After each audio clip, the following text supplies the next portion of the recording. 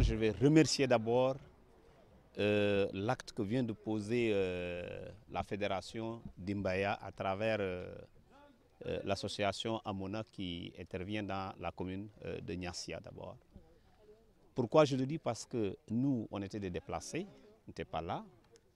Alors l'importance de l'acte de naissance, pour dire que l'extrait de naissance, est d'une importance capitale parce qu'aujourd'hui nos enfants, ils ont eu des problèmes pour aller à l'école parce qu'au juste, il n'y a pas l'extrait de naissance. Alors cet extrait de naissance qui nous posait des problèmes aujourd'hui, nous trouvons une satisfaction par rapport à l'appui de la fédération d'Imbaya.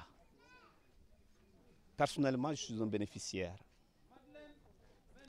On s'est déplacé, on est resté pendant très longtemps à Dakar.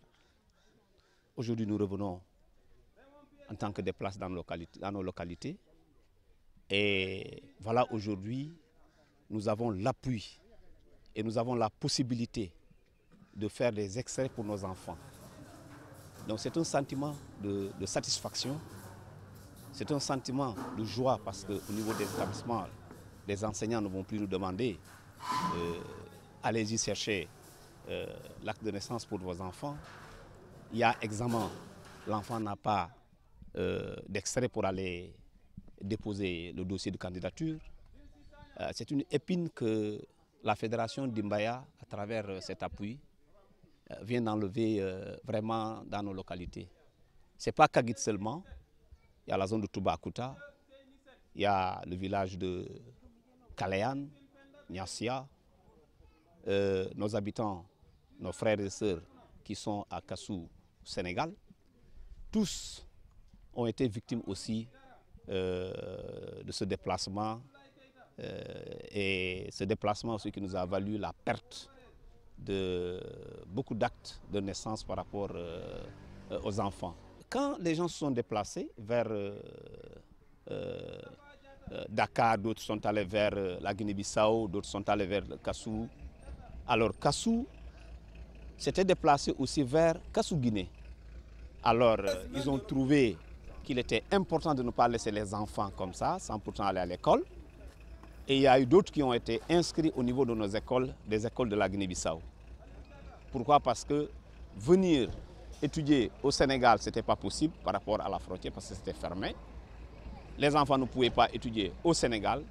Donc voilà pourquoi les gosses aussi ont un peu étudié un peu en Guinée-Bissau.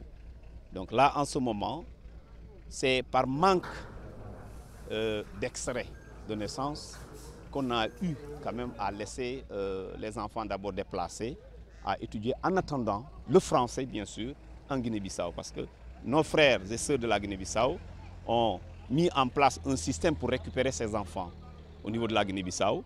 Et quand ils les ont récupérés sans acte de naissance.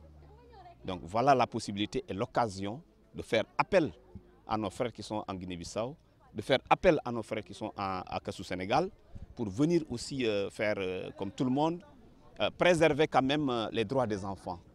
Aujourd'hui, on cible 300 enfants de la commune de Niassia, mais prioritairement les enfants issus des villages déplacés. Donc, parce que surtout les enfants de Bofa, les enfants aussi des autres villages.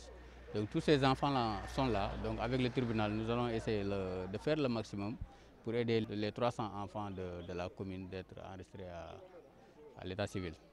Alors que nous avons déjà dépassé les 2500 enfants. Donc cela mérite réflexion et sur ça, nous remercions le partenaire qui est Child Fund Sénégal en collaboration avec un enfant par la main qui a compris ce message-là pour qu'on puisse vraiment aider plus d'enfants. Parce qu'on doit boucler le projet au plus tard le 31 mars. Mais vu que cette situation vraiment mérite qu'on revoie le ciblage, on va essayer de donner beaucoup de sens, le maximum de sens aux enfants, surtout les enfants qui devront suivre les épreuves d'entrée en 6e. C'est le moment aussi de remercier le tribunal d'essence, le président Diallo, qui a compris le message pour nous demander un peu d'avance et aider ces enfants-là. Il nous reste aussi 3 autres communes, la commune de Ziguinchor, la commune de Denampor et la commune de Niaguis.